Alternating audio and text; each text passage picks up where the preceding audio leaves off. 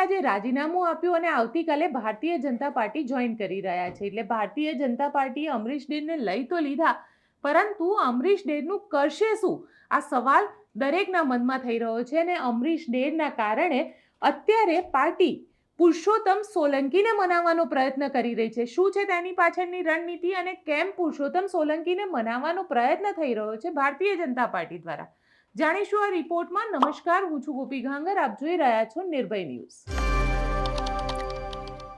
પુરુષોત્તમ સોલંકી એટલે કોળી સમાજનું મોટું નામ.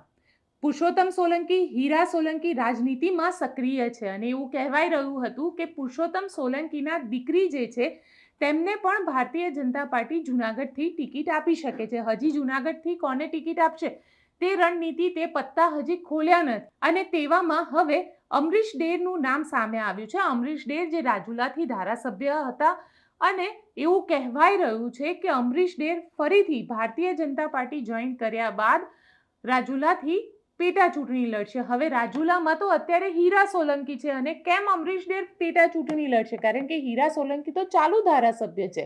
રણનીતિની વાત કરવામાં આવે તો કહેવાય રહ્યું છે કે હીરા સોલંકીને મનાવવાનો પ્રયત્ન ચાલી રહ્યો છે. ભારતીય જનતા પાર્ટી હીરા સોલંકીને મનાવી રહી છે કે હીરા સોલંકી પોતે ભાવનગરથી લોકસભાની ચૂંટણી લડે, કારણ કે અહીંયા ઉમેશ મકવાણાને કોંગ્રેસ અને આમ આદમી પાર્ટીના ઇન્ડિયા ગઠબંધને ટિકિટ આપી છે અને કોળી સમુદાયનું મોટું માથું કહેવાય છે. પાર્ટી ઈચ્છતી નથી કે અહીંયાથી ભારતીબેન શિયાળને ફરીથી રિપીટ કરવામાં આવે અને ત્યાં આગળ કોળી સમાજના ચહેરાને જ ઊભું રાખવામાં આવે, કારણ કે મનસુખ માંડવિયાનું નામ ભાવનગર સીટથી આવતું હતું, પરંતુ તેમને પોરબંદર સીટથી હવે ચૂંટણી લડી રહ્યા છે. તો તેવામાં કોળી સમાજનું મોટું માથું એટલે હીરા સોલંકી. હીરા સોલંકીને કહેવાય રહ્યું છે કે તમે ભાવનગરથી લોકસભાની ચૂંટણી લડો.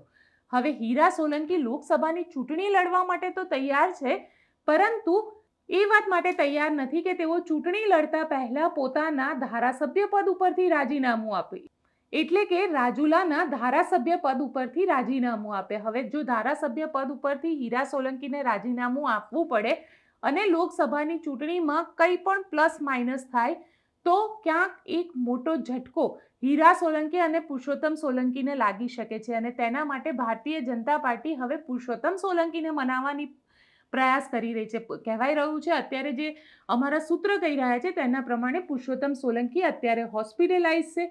ભારતીય જનતા પાર્ટી સતત પુરુષોત્તમ સોલંકી સાથે વાતચીત કરી રહી છે, કારણ કે પુરુષોત્તમ સોલંકી નથી ઈચ્છતા કે કોઈ કોળી સમાજની એક સીટ ઓછી થાય, અને જો કોળી સમાજની એક સીટ ઓછી થાય તો તે આહિર સમાજને ન આપવામાં આવે, કારણ કે રાજુલાની જે સીટ છે તે કોળી સમાજની સીટ છે, ભાવનગરની જે સીટ છે તે અત્યારે કોળી સમાજની સીટ છે. હવે જો હીરા સોલંકી રાજુલાથી રાજીનામું આપી દે અને ભાવનગરથી ચૂંટણી લડે તો કોળી સમાજની એક સીટ એટલે વિધાનસભાની રાજુલાની સીટ ખાલી પડે, ત્યાંથી આહિર સમાજના અમરીશ ડેરને ત્યાં ચૂંટણીના મેદાનમાં ભારતીય જનતા પાર્ટી ઉતારે.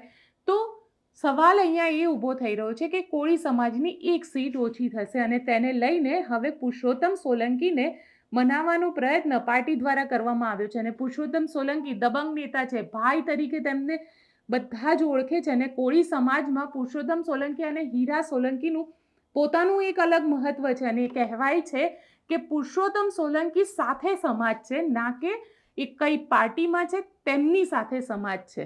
તો તેના જ માટે હવે ભારતીય